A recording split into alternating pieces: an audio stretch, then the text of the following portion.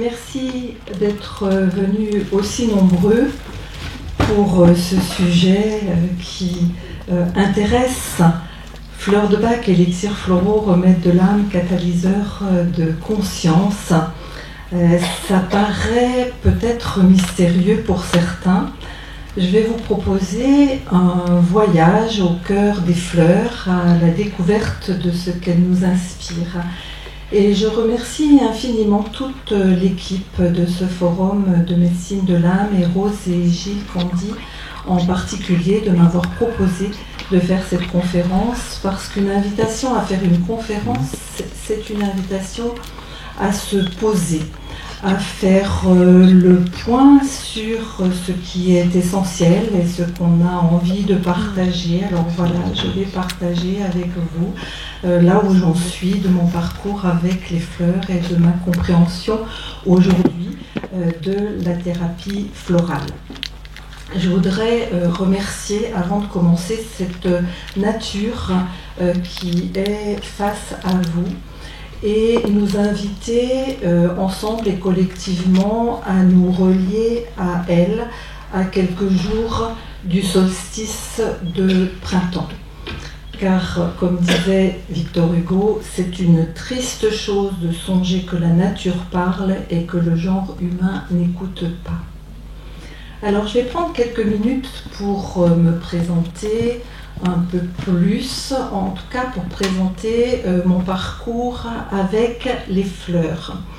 Donc Nelly vous l'a dit, j'ai un parcours de scientifique, une formation de scientifique, je suis docteur en pharmacie, j'ai eu une officine de pharmacie pendant 18 ans dans un village de campagne, et c'est dans cette pharmacie que j'ai rencontré les fleurs.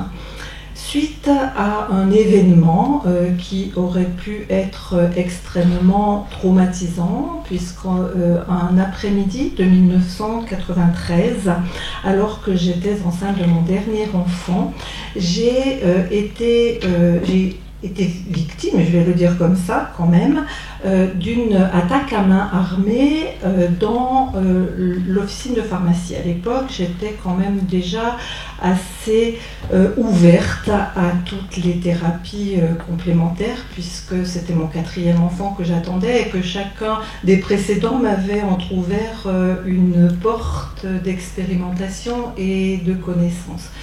Toujours est-il qu'à l'issue de cet après-midi impossible, avec tout ce que je connaissais, y compris en homéopathie, avec les plantes, de me retrouver moi-même, de retrouver le sommeil, beaucoup de mal-être, beaucoup de questionnements, et jusqu'à ce qu'une amie, également pharmacienne, qui a écrit un livre magnifique et que je vous conseille depuis, Fleurs de Bach, Fleurs de Soie, me propose de prendre des fleurs de Bach. Alors Fleurs de Bach, je n'en avais pas entendu parler, je ne savais pas ce que c'était, mais j'aimais le terme fleur, j'aimais Bach qui me faisait penser à la musique de Bach, bien sûr, et donc j'ai tout de suite dit oui, en ne sachant pas ce que c'était. Et elle m'a conseillé de prendre Étoile de Bethléem. Sûrement parmi vous, certains connaissent déjà les fleurs de Bach, qui est la fleur qu'on conseille quand il y a un traumatisme, un choc, une blessure, pour mobiliser les ressources en soi, se recentrer et dépasser un événement traumatisant. Elle m'a également conseillé la fleur de marronnier rouge, qui est la fleur dite de la mère poule, parce qu'elle avait compris et entendu dans ce que je lui ai dit que la peur principale qui me restait, ça n'était pas la peur même de l'attaque, de la violence, c'était la peur pour mon bébé. La peur pour l'autre. Et donc j'ai pris exactement comme elle m'a dit, parce que je lui faisais confiance. Et elle m'a dit, écoute, tu prends 3 gouttes de chaque, 3 fois par jour, pendant plusieurs semaines. Et en réalité, au bout de quelques jours, au bout de 3-4 jours, j'ai retrouvé un sommeil apaisé. Je me suis retrouvée moi-même. je me suis retrouvée capable de reprendre le fil de ma vie, de prendre des décisions, de prendre des responsabilités. Et en fait, je me suis retrouvée moi-même, mais pas tout à fait moi-même, c'est-à-dire moi-même en plus forte, vous voyez, moi-même avec quelque chose de changé, mais quelque chose de changé dans le bon sens, quelque chose de changé en positif. Et donc, je me suis beaucoup questionnée sur ce qui se passait dans ma vie. Et les élixirs floraux, ils avaient tout simplement rempli leur mission. Ils avaient, non seulement ils m'avaient apaisée par rapport à la situation que je venais de vivre, mais ils avaient entrouvert encore plus grand une porte que j'avais déjà entrouverte et qui est la porte de la conscience. Et ils m'ont permis de faire encore plus le lien entre l'émotionnel et le mal-être, entre les symptômes physiques et les ressentis intérieurs. Et ils m'ont amené aussi à faire encore plus le lien entre ce que je ressentais et ce que de simples fleurs pouvaient m'apporter. Et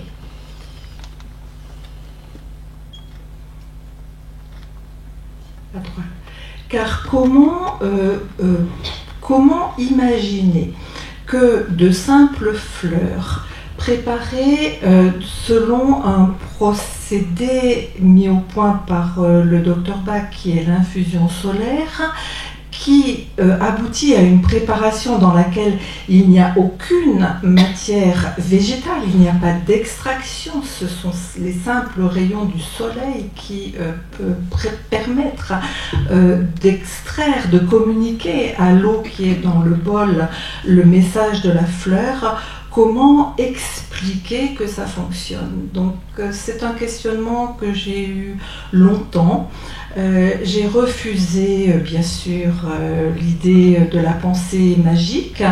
Je le refuse encore sur le principe de la pensée magique. Par contre, j'ai appris à entendre et à entendre que si la magie c'est l'âme qui agit, alors là je l'accepte et je l'accepte totalement et j'ai envie de le partager. Alors nous devons de rendre hommage à cet homme, Dr Edward Bach, qui a donné son nom aux premiers élixirs floraux que vous connaissez sous le nom de fleurs de Bach. Edward Bach, c'est un médecin anglais qui a eu un parcours assez original, en tout cas, qui a été le point de départ de toute la thérapie florale. C'est pour ça que je dis il est le père de la florithérapie ou de la thérapie florale. Dans les années 1930, médecin. Alors il a fait médecine par vocation, cet homme, il voulait aider ses compagnons de ses patients à aller mieux. Il a fait médecine par vocation. Il a travaillé d'abord au Royal Hospital de Londres comme médecin bactériologiste, comme médecin immunologiste. Il a mis au point ce qui est encore aujourd'hui connu sous le nom des 7 nosodes du Dr Bach, c'est-à-dire qu'il a mis en lien la flore intestinale. Aujourd'hui, les travaux de recherche montrent qu'il avait là encore ouvert une piste prometteuse pour l'avenir avec la notion de terrain comme on peut rencontrer en homéopathie ou dans les approches terrain. Et il a eu une épreuve de vie, une épreuve de maladie qui l'a obligé à quitter son travail au Royal Hospital, et surtout ses confrères lui donnaient 3 mois à vivre quand il a eu 30 ans. Il a accepté ce diagnostic, il a accepté et il a continué à travailler, il a continué ses recherches, il s'est passionné pour ses recherches, et 3 mois sont passés, 6 mois, 12 mois, 18 mois, Il est revenu dans le milieu médical avec la conviction, parce qu'il avait, pendant cette période d'interruption, rencontré les travaux d'Hahnemann, le père de l'homéopathie, et la notion donc de terrain et de prédominance du symptôme psycho-émotionnel sur tout le reste, eh bien, il s'est installé comme médecin homéopathe dans le centre de Londres, et son cabinet n'a pas d'exemple. Et alors, comme c'est un homme qui était proche de la nature, assez solitaire, il parcourait la nature, un jour il a eu un raisonnement que nous ne connaissons pas beaucoup, nous les occidentaux, mais que les orientaux connaissent bien, un raisonnement analogique. Il a observé cette fleur que vous pouvez observer, vous, dans la nature. C'est une fleur qui s'est bien adaptée à la Savoie, la Haute-Savoie, c'est l'impatience. C'est cette fleur, impatience glandulifera, c'est une grande impatience qui peut atteindre jusqu'à 1,50 m de haut, qui pousse très haut, très vite, d'où son nom impatience, et qui pousse toutes les autres pour se faire de la place. Et il a eu l'idée, enfin il a observé que dans son cabinet, il avait des patients qui se comportaient très exactement comme cette fleur dans son milieu naturel. Et il a préparé cette fleur d'impatience d'abord par trituration, parce qu'il était médecin homéopathe, et il l'a administré. Toutes ses découvertes sont empiriques, bien sûr, comme l'homéopathie. Il l'a administré à une femme, à un homme, à un enfant qui avait des pathologies totalement différentes. C'est pas ça qui l'intéressait, c'est qu'ils se comportaient de la même façon. Ils étaient impatients, ils voulaient que le traitement agisse vite. Ils avaient même des boules dans le corps qui ressemblaient aux fruits de cette fleur, qui sont très tendues à maturité et sur lesquelles on presse. Les enfants adorent ça pour jouer, pour jeter des graines, et ça fait rire tout le monde. À savoir que cette fleur correspondait aussi au tempérament du docteur Bach, qui était de tempérament impatient. Et il a donc mis en relation le geste de la plante et le geste de la personne. Et toutes ces découvertes, par la suite, ont été basées sur son observation du geste de la plante et sur son observation du geste de la personne. Et il a donc découvert 38 fleurs de Bach. Il a il a éprouvé ce que la fleur ressentait et pouvait lui apporter pour soulager sa souffrance dans les épreuves qu'il a rencontrées. Et il a résumé: les élixirs floraux se découvrent à la lumière de la souffrance humaine. Alors, il a d'abord... il a choisi, et ça n'est pas totalement un hasard, il a choisi la fleur comme partie du végétal. À savoir que dans le geste de la plante, ce qui s'observe, c'est la plante depuis sa croissance, la croissance de la graine dans le sol, jusqu'au fruit, et c'est tout le cycle de la plante qui s'observe. Mais il a choisi la fleur, et ça n'est pas un hasard, parce que la fleur dans le végétal, c'est elle qui porte le pouvoir de transformation, c'est elle qui porte la métamorphose, c'est elle qui porte la couleur, qui donne son identité à la fleur. Très souvent, on ne reconnaît la plante, et c'est valable beaucoup pour les arbres aussi, que quand on voit la fleur. La fleur, elle a la forme, elle a la couleur, elle a le parfum, elle révèle tout le potentiel de la plante. Et Mère, qui était la compagne de Sri Aurobindo et qui a décrit le message de 500 fleurs, disait: la fleur, c'est l'élan de la plante vers Dieu. Et donc, tous les élixirs floraux sont préparés à partir de la fleur. Ensuite, alors on retrouve, oui, je vous avais sélectionné ces mots d'Annick de Souzenel que j'ai entendu en conférence, Annick, et qui disait en conférence la moindre fleur est cette chose qui est en relation avec le verbe qui la fonde, cette énergie divine qui lui donne son être, sa forme, sa couleur, son odeur, sa vertu. Et ces fleurs vont être donc préparées selon une technique. J'aime pas le mot technique parce que c'est tout sauf une technique, c'est une méthode. C'est extrêmement simple et en même temps ça demande beaucoup de rigueur. Et c'est Bach lui-même qui l'a mis au point, c'est l'infusion solaire. Qu'est-ce qu'une infusion solaire? Une infusion solaire, vous avez ici un bol d'églantier préparé à Choranche dans le Vercors.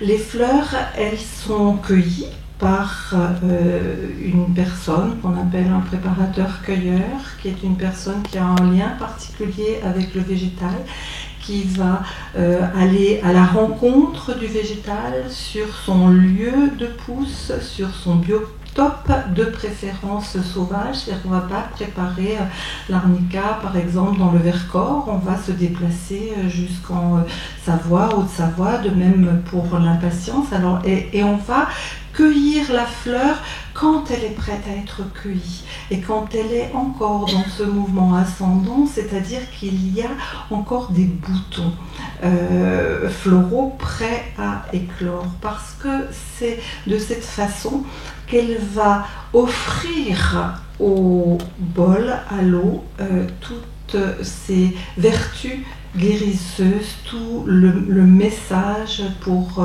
apaiser la souffrance de l'être humain. Donc un élixir floral ne se prépare... Oups. Alors là, je vais avoir un peu de difficulté, j'ai besoin de la technique, je ne sais pas ce qu'il faut faire. Je fais OK. Là. Mais comment je vais en dire? Ah, c'est sur le mien, ton ordinateur? Non, je ne crois pas.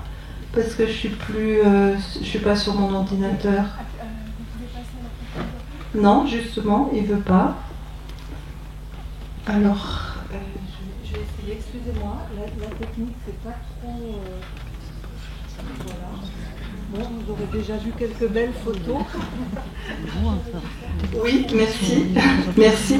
J'avais une photo après celle-ci pour vous, une photo de bol de rhododendron préparé en pleine nature dans le Val-Vaudemars pour vous faire percevoir cette simplicité, et puisque Bach disait, pour préparer un élixir floral, il faut, merci, voilà, il faut avoir de bonnes chaussures et un bon sac à dos.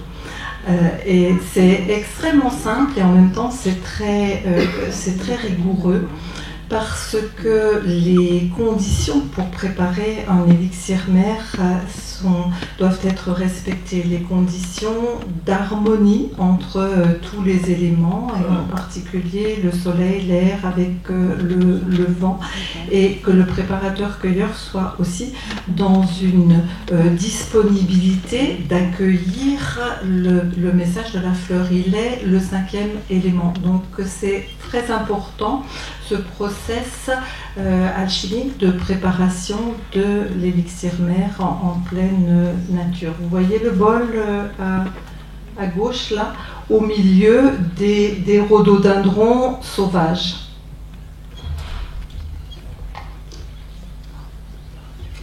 Alors dans ses écrits, Bach il a posé les visions d'une médecine très en avance sur son temps, puisque je vous rappelle qu'on est dans les années 1930, et qu'il a laissé des écrits originaux qui nous permettent de comprendre. Son assistante Nora Weeks, dans les découvertes du docteur Edward Bach, médecin, nous apprennent aussi beaucoup sur son parcours et ses recherches. Alors tant que notre âme et notre personnalité sont en harmonie, tout est joie et paix, bonheur et santé. Le conflit surgit quand notre personnalité s'écarte de la voie tracée par l'âme.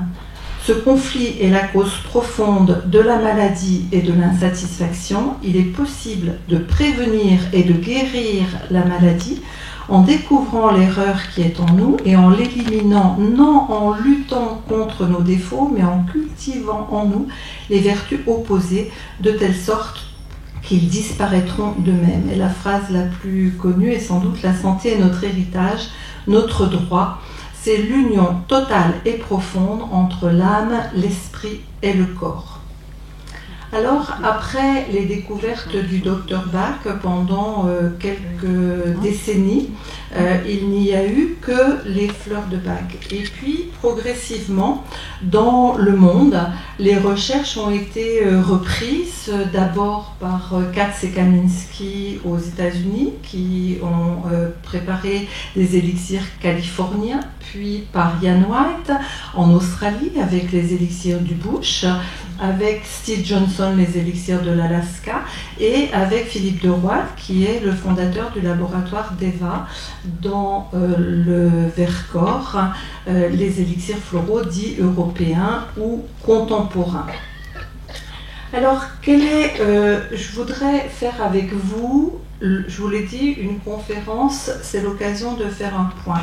Donc j'ai été regarder quel était l'état des études qui sont menées pour témoigner des effets réels, profonds, durables des élixirs floraux sur la santé. Et j'ai trouvé 50 études publiées à Cuba, menées dans des hôpitaux cubains. Savoir qu'en Amérique du Sud, ils sont plutôt en avance sur nous. Ils ont reconnu officiellement la florithérapie comme thérapie complémentaire.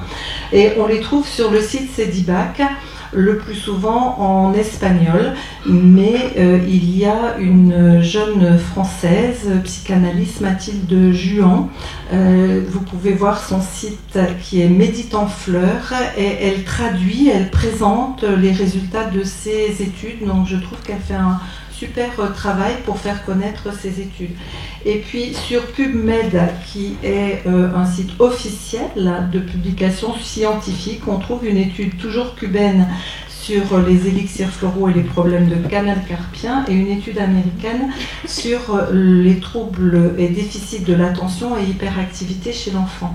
Alors, vous voyez qu'on est face à des études menées sur des patients qui ont des pathologies, qui sont diagnostiquées avec des pathologies bien déterminées.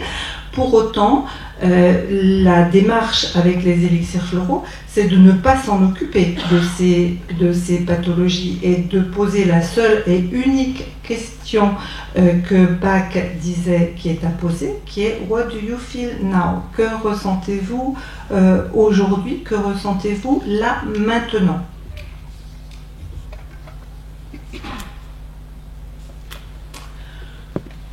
Le lien entre le corps et nos ressentis, eh bien, les expressions populaires, on n'a pas besoin d'études scientifiques, finalement, on a juste à s'écouter parler. Ça me casse les pieds, ça m'est resté en travers de la gorge, j'en ai plein le dos, et il y en aurait beaucoup d'autres. On nous donne des indications déjà sur le lien entre le corps et le ressenti. Parce que c'est toujours l'âme qui souffre. C'est elle qui va exprimer son mal-être par l'intermédiaire de nos émotions. C'est elle qui va nous montrer notre chemin de vie, notre chemin d'évolution par la voie des émotions. C'est elle qui va recevoir les vertus guérisseuses des élixirs floraux. L'unité corps, âme, esprit est une réalité aujourd'hui. Nous avons un corps qui est le temple terrestre de notre âme. Notre âme, c'est notre être réel, et un esprit qui nous met en relation avec le divin. Cette trinité de l'homme, cette unité aujourd'hui est incontestable. Alors notre âme nous parle par la voix de nos émotions. Je vous ai dit, baptisé, what do you feel now? Aujourd'hui, comment est-ce que je me sens? Est-ce que je peux poser des mots? Est-ce que je peux me mettre à l'écoute de moi-même et dire comment je me sens? Parce que l'émotion qui vient du latin ex movere, elle va exprimer, elle va emmener à l'extérieur, elle va informer, elle va nous informer, nous déjà, si nous l'acceptons, si nous l'entendons sur notre état intérieur, elle va informer notre entourage sur notre état émotionnel, sur comment nous sommes. L'intensité de cette émotion, bien entendu, elle va dépendre de la situation qui nous affecte. Ce sont nos émotions qui nous agissent et nos émotions sont intimement liées à notre histoire personnelle. Le même événement ne va pas entraîner la même réaction, la même action, la même intensité d'action chez l'une ou l'autre d'entre vous. Le Dalai Lama lui-même a écrit un ouvrage entier qui s'appelle La voix VOIE des émotions. Donc je crois qu'entendre ce que nos émotions nous disent de ce qui se passe en nous, c'est le meilleur moyen d'apprendre qui nous sommes et de les suivre ou pas selon la conscience que nous posons sur ce qui s'exprime et ce qui se passe. Jung lui-même disait: sans émotion, il est impossible de transformer les ténèbres en lumière ni l'apathie en mouvement. Donc, accueillons nos émotions, acceptons-les, remercions-les pour ce qu'elles nous enseignent et permettons de les transformer. Non pas de les bloquer, mais de les transformer avec ces merveilles que sont les élixirs floraux, préparés par la main de l'homme, parce que seule la main de l'homme peut transmettre l'esprit des fleurs. Nous sommes perpétuellement en devenir. Tout le chemin de la vie, c'est de passer de l'ignorance à la connaissance, de l'obscurité à la lumière, de l'inaccompli à l'accompli, de l'inconscience à la conscience, de la peur à l'amour. Et j'ai emprunté ces mots que j'aime beaucoup à Frédéric Lenoir. Maintenant, je voudrais vous présenter quelques fleurs pour éveiller nos consciences. Alors, le choix a été cornélien, parce que je ne peux pas vous présenter 38 fleurs de Bach, encore moins 96 élixirs floraux contemporains. J'ai choisi de vous présenter peut-être celles qui parlaient à mon âme au moment où je les choisis. J'espère qu'elles parleront à vos âmes aussi. Et je vous invite à les découvrir et à les regarder, mais aussi à les ressentir. Cette fleur, c'est Star of Bethlehem, l'étoile de Bethléem. C'est une fleur majeure dans la thérapie florale. Je vous en ai parlé en vous racontant mon histoire de la découverte des fleurs. C'est une fleur qui pousse à l'état sauvage. En France aussi, on la prépare souvent dans le Queyras ou sur le plateau de Calais. C'est une fleur blanche à 6 pétales. Et 6 pétales qui ont une installation quasiment parfaite pour montrer le lien entre... Oups, pardon, je voulais le pointer, c'est ça peut-être. Voilà, vous voyez, on peut dire qu'il y a ici un triangle avec une pointe vers le ciel. Et ici, un autre triangle avec une pointe vers la terre. Et étoile de Bethléem permet de se recentrer et d'avoir conscience de notre place entre terre et ciel. On dit que c'est la fleur de la consolation, car on finit toujours par être consolé. C'est la fleur la plus en lien avec nos blessures et avec nos blessures profondes. Donc elle est même en lien avec, certains disent, la blessure ontologique de notre venue au monde et de la séparation d'avec notre mère ou avec le monde où nous étions auparavant. Donc voilà, étoile de Bethléem, j'espère que vous ressentez tout ce que cette fleur peut apporter quand on la prend. La suivante, j'ai choisi de vous présenter le noyer. Alors pourquoi j'ai choisi de présenter le noyer? Eh bien parce qu'il transparaît dans toutes les études que nous menons et dans tous les témoignages que nous avons que c'est une fleur essentielle aujourd'hui au XXIe siècle. Le noyer, Bach l'a présenté comme une fleur de protection. Imaginez le fruit de la noix, la fleur de noix, comme une fleur pour suivre son propre chemin de vie, un peu comme une mission, sans se laisser influencer par les autres. Et généralement, quand on n'est pas bien, qu'on sent qu'il y a quelque chose qui en nous n'est pas juste, et qu'on se pose la question depuis quand, si le depuis quand c'est une blessure, un traumatisme, on va choisir étoile de Bethléem. Si le depuis quand c'est un changement de métier, un changement de maison, un changement de vie, et qu'on se sent plus sensible, plus fragile, plus influençable, eh bien on va prendre le noyer. Et croyez bien que dans les études qui sont menées, chez les animaux, il n'est pas possible aujourd'hui de se passer du noyer. À toutes les étapes du grandir, on a besoin du noyer, donc depuis tout petit enfant jusqu'à bien sûr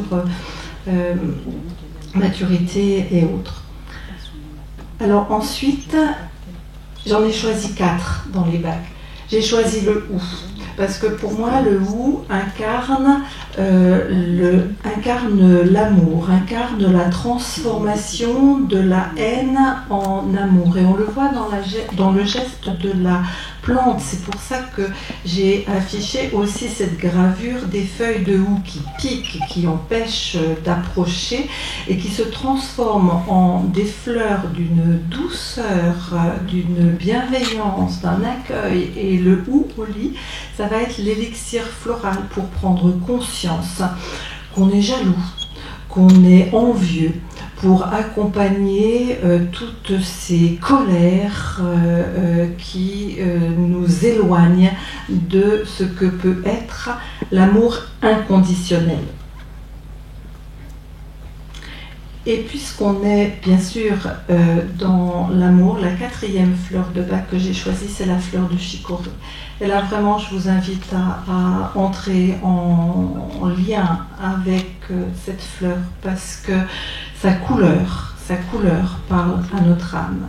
C'est une couleur éminemment spirituelle. Chicorée, c'est aussi une fleur d'amour, c'est une fleur pour se sentir aimé. On dit que c'est la fleur de celui qui se sent abandonné ou de celui qui donne beaucoup, qui est extrêmement généreux en apparence, mais qui attend un petit quelque chose quand même en échange. Chicorée, cet élixir floral, il va remplir ce que j'appelle notre calice de base, là où nous avons besoin de nous sentir aimés. Même si nous l'avons été, c'est le ressenti qui compte. Surtout, s'ouvrir à ce que nous ressentons sans jugement, sans aucun jugement sur nous-mêmes, mais plutôt avec une authenticité de ce qui est là. je ne peux pas avoir besoin de chicorée. J'ai été une enfant désirée, aimée. Pourquoi j'aurais besoin de chicorée? Il n'y a pas de raison. Il n'y a pas de raison. Il peut n'y avoir aucune raison. Et quand vous reconnaissez ce besoin de chicorée, eh bien, l'élixir floral de chicorée va faire absolument merveille.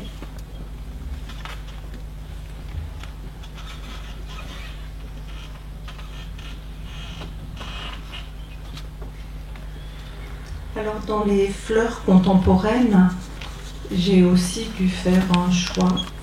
Et j'ai choisi comme première fleur la fleur d'alchimie commune. C'est pas la fleur que vous voyez là, parce que la signature de la plante, même si pour préparer l'élixir floral, bien sûr, on va élever la fleur, la signature de la plante, elle est dans la feuille, dans cette feuille en forme de coupe que les alchimistes ont appelée alchimie parce qu'ils recueillaient dans cette feuille ce qu'ils appelaient l'eau du ciel. Cet exudat à la fois de la feuille et la rosée qui vient du ciel. Et comme aujourd'hui, c'est une journée où les lycéens veulent attirer nos attentions sur la terre. C'est la fleur qui donne conscience de la terre, qui donne conscience de la terre-mère, dans ce qu'elle a de plus nourricier, qui nous invite à non seulement à respecter cette terre, mais qui nous invite dans toute sa dimension de terre créatrice. Il y a dans les élixirs floraux une alchimie commune et une alchimie argentée. Le message n'est pas tout à fait le même. L'alchimie commune, vous voyez, elle va inonder, on ne la voit pas. On marche dessus, elle est extrêmement modeste. La fleur est blanc-vert, on peut très bien ne pas la voir. Et pourtant, on l'appelle le manteau de Notre-Dame. Elle recouvre la terre au printemps, elle régénère la terre. Elle est en lien avec toutes les valeurs liées à la terre-mère. Donc cette conscience-là, c'est cet élixir floral-là.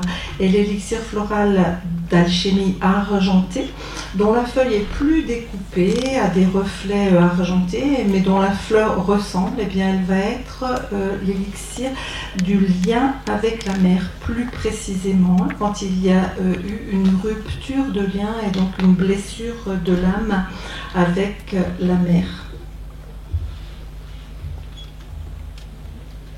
Je vous laisse encore une minute avec elle. Parce que celle d'après, vous allez voir, elle est très forte aussi sur le plan symbolique.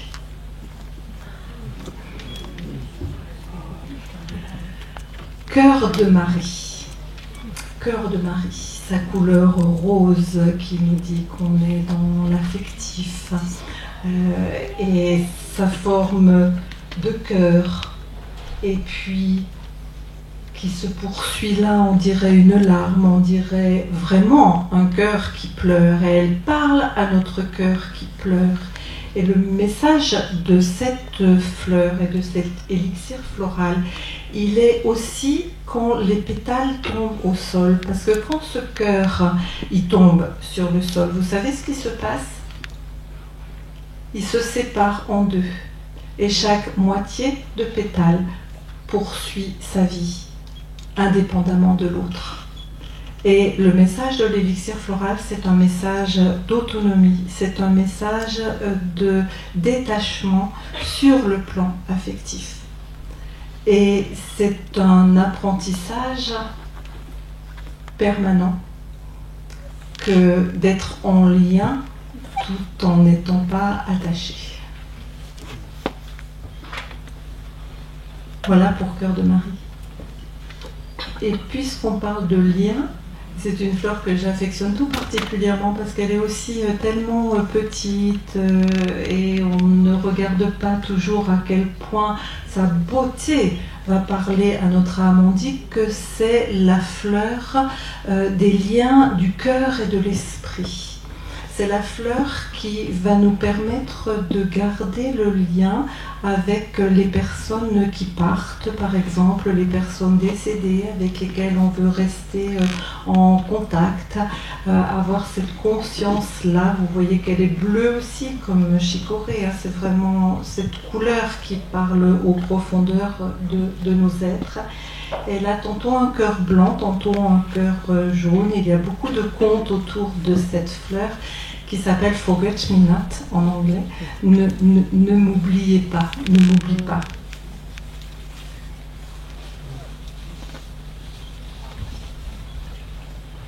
L'angélique. L'angélique, Angelica, Archangelica, spectaculaire, elle peut être très grande aussi, l'angélique, et elle porte dans son nom toute cette dimension qu'elle va apporter à notre âme de sécurité, de guidance, de guidage. On dit que l'angélique, c'est la fleur au seuil de l'inconnu. On dit que c'est la fleur du seuil, en fait, et qu'au seuil d'une nouvelle vie, au seuil d'un départ, elle est beaucoup utilisée en accompagnement des personnes en soins palliatifs, par exemple, l'angélique. Donc c'est une protection supérieure. Et toutes ces fleurs, elles parlent à nos âmes, elles accompagnent nos âmes, elles nous sécurisent et elles nous aident à prendre conscience que nous ne sommes pas seuls.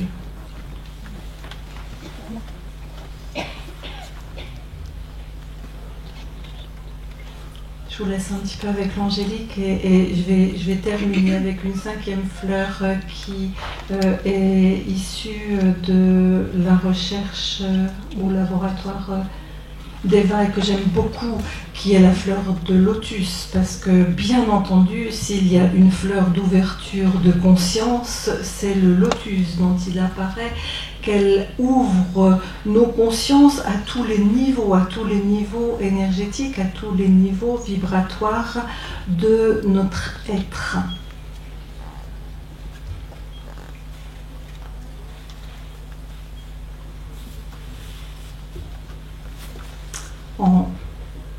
J'avance parce que je voudrais vous permettre de vous exprimer. Le lotus, ouverture de conscience, c'est Pierre Rabhi qui dit « Il faut que les consciences s'élèvent pour libérer le sacré qui est en nous ».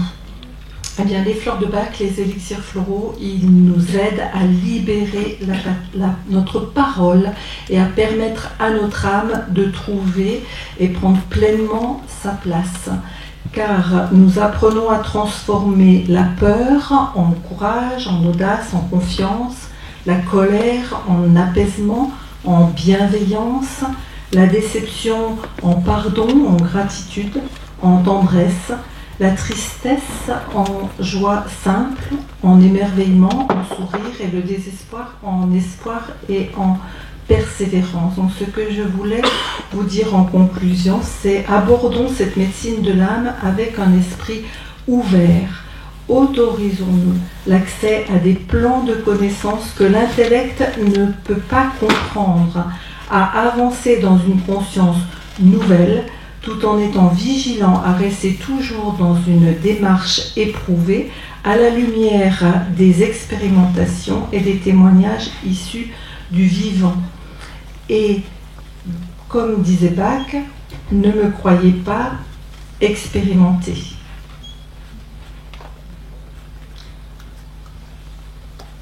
Un dernier partage avec vous. Grégoire de la Cour dit que vieillir est une victoire, car dans le déclin du corps, il y a plus de place pour l'âme.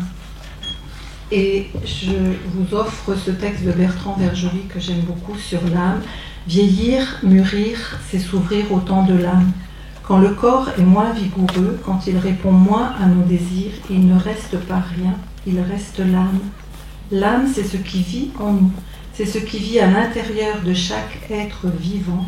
C'est la vie cachée de nous-mêmes et de ceux qui nous entourent.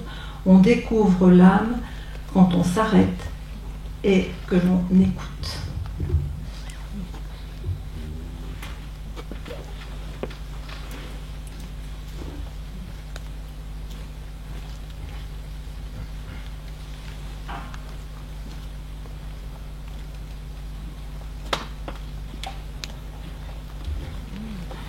Merci.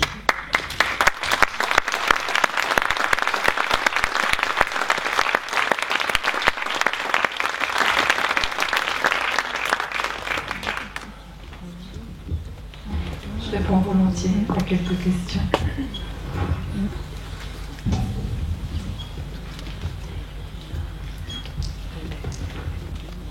Bonjour. Bonjour. Est-ce qu'on peut poser une question un peu ciblée pour un exemple d'un enfant, par exemple, et auquel vous pourriez répondre pour une fleur, ou c'est pas trop le moment? Alors, peut-être pas. Les questions personnelles, je vous invite à venir me les poser. Je reste toute la fin d'après-midi à la fois sur le stand de livres, puisque je crois que j'y suis attendue à l'issue de la conférence, et sur le stand du laboratoire d'Eva. Donc, si ça vous Merci. je préfère faire comme ça pour les questions ciblées personnelles.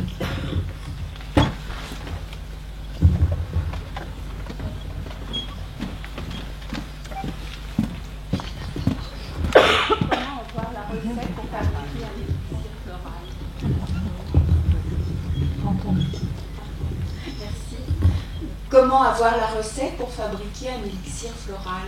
Alors, la recette, elle est extrêmement simple. Elle est décrite dans tous les livres qui parlent de fleurs de bac, d'élixirs floraux. Et vous pouvez chacune, préparer dans votre jardin, peut-être observer ce qui pousse de manière sauvage, est là pour vous enseigner quelque chose. Et il suffit d'avoir un bol en verre transparent, d'avoir une eau de source très faiblement minéralisée pour avoir une forte résistivité, donc une capacité à recevoir le message vibratoire éthérique des fleurs et cueillir le nombre de fleurs qui, vous l'avez vu sur le bol, tapissent le bol. Ça peut être un tout petit bol, si c'est des toutes petites fleurs, ou un gros bol si c'est des fleurs plus importantes, selon la quantité que vous voulez faire. Ce qui est extrêmement important, c'est de tenir compte donc, de l'équilibre des éléments. D'abord préparer le matin, puisqu'on va se servir aussi de la rosée qui est déposée sur les fleurs. Choisir les fleurs, je vous l'ai dit, quand elles sont prêtes à être cueillies, et plutôt encore en phase ascendante plutôt que sur le déclin, pour avoir toute leur vitalité. Choisir un jour donc, où il fait beau, puisque pas de nuages au-dessus du bol, même pas faire de l'ombre, déposer le bol au milieu des autres fleurs, parce que quand vous l'avez fait plusieurs fois, vous observez que ce ne sont pas que les fleurs qui sont dans le bol, mais toutes les fleurs autour. C'est vraiment toute la famille de fleurs qui participent à la préparation et qui offrent, et être vous-même dans un état de paix et de laisser faire, c'est-à-dire il n'y a pas d'intention à avoir, il y a vraiment à laisser faire. Rester à proximité du bol pour le veiller, être la gardienne du bol, mais ça se fait tout seul, et avoir un minimum de 3 heures d'ensoleillement. Après, c'est une question j'allais dire d'habitude, c'est pas l'habitude parce que c'est toujours différent, mais il y a vraiment un appel du bol quand la préparation est prête à être filtrée. Regardez quand même le calendrier lunaire et le calendrier biodynamique, ça c'est un b.a.-ba aussi, de façon à ce qu'il n'y ait pas de tension, de dissonance dont vous pourriez ne pas avoir la réceptivité, mais qui sont indiqués dans ces calendriers-là. Est-ce que je réponds à la question ?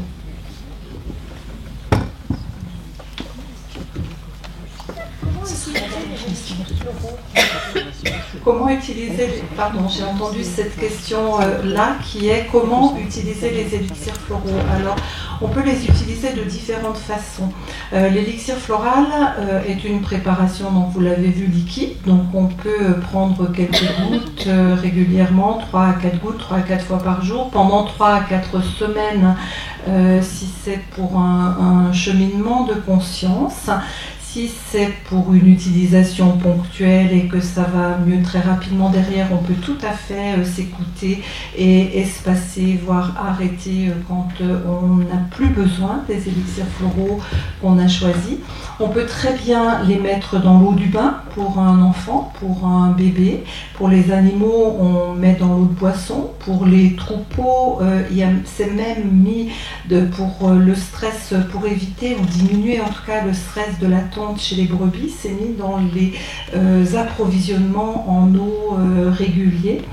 On peut mettre dans une crème, dans un gel, on peut appliquer sur des points particuliers, énergétiques. Il y a vraiment de très nombreuses façons d'utiliser les élixirs floraux. Et là encore, je vous renvoie aux ouvrages qui ont pu être écrits sur ce sujet. En Espagne, et il n'est pas pour rien dans toutes les études que je vous ai citées là sur le site Célibac, c'est un médecin qui s'appelle Ricardo Orozco, qui prône l'utilisation en application locale. Donc c'est très intéressant aussi. Oui. Monsieur. Oui, vous en avez un petit peu parlé. Est-ce qu'on peut utiliser les fleurs de bac pour les animaux ? Oui, bien sûr, bien sûr. Il y a d'ailleurs un ouvrage qui vient de sortir, Fleurs de bac et élixirs floraux pour les animaux, qui a été écrit par une vétérinaire, Béatrice Navarre, et une comportementaliste animalière, Gaëlle Bertruc. Et les résultats sont assez bluffants chez les animaux. Si on a besoin de se convaincre de l'efficacité et du non-effet placebo, il suffit de regarder comment les animaux très très rapidement vont mieux et modifient leur comportement avec les élixirs floraux. Après, le comportement des animaux, souvent, il est lié à notre comportement aussi. Donc, tout est lié. Donc, on ne va pas... c'est utopiste de penser qu'on va modifier le comportement d'un animal en ne modifiant pas son propre comportement. Donc, l'observation, elle est de l'animal et de l'humain conjointement. Merci pour votre attention, on va devoir arrêter là. Mais je vous invite à prolonger les échanges et à poser toutes vos questions à Pascal sur le stand de la librairie Garin à l'étage. Pascal va aussi procéder à la signature de ses livres. Voilà. Merci à tous. Merci à tous et merci à la technique parce que ça aurait été vraiment dommage de ne pas avoir des fleurs en que les fleurs ne parlent pas en direct à nos âmes. Donc merci.